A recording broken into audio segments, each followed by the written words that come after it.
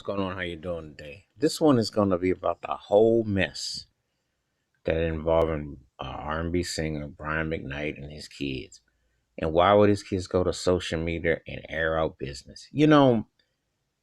It was a time when just in the being a regular sector of people that people knew how to have some discretion and in house, and let alone if you were in celebrity world, Hollywood, likewise. But now everybody got a microphone or something, and they want to air out everybody in their family and say this is that and the other. And I find it very appalling.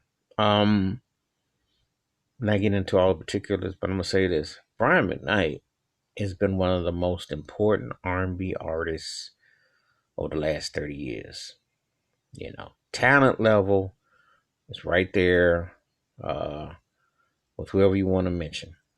You know, he's been some great songs, very talented artist. One of my personal favorites. I've always been big on Brian McKnight, always, because I seen this cat do jazz, classical.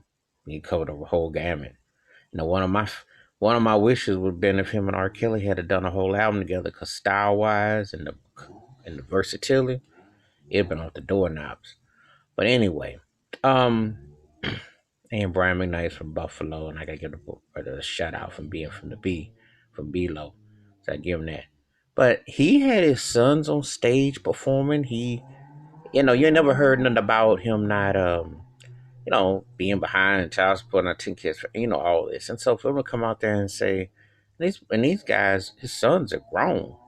So I'm like, how long is somebody supposed to spoon feed you and take care of you uh, all your life? I mean, I'm sure if you needed something, he put in for you. But the man's been working. He's still a working musician, still successful, still doing his thing. He's going on with his life. Married, etc., etc.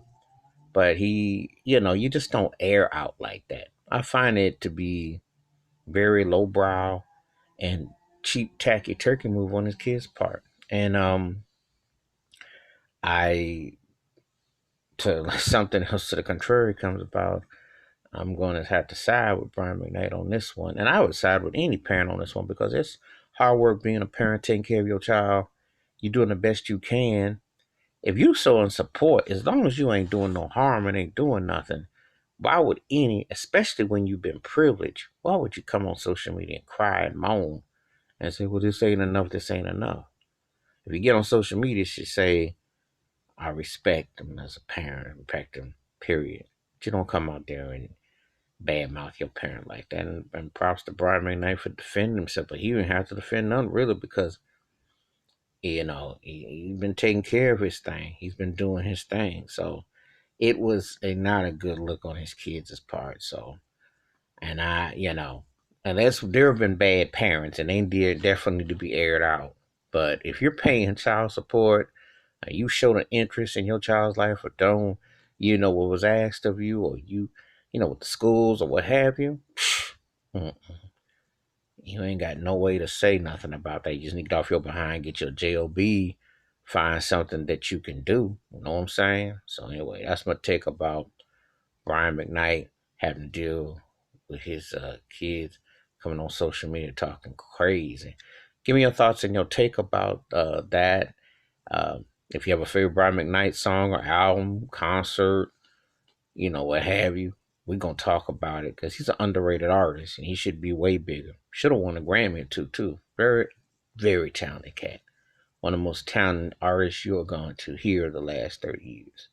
You know, should be getting more love. He should be getting the kind of juice that a lame like John Legend get. Yeah, I see it. You can quote me on that. Because Brian McKnight is 5 times better than him. Anyway, give me your thoughts, your takes. Hit the like, subscribe, and the bell rings. That's a new video. I'm out anytime.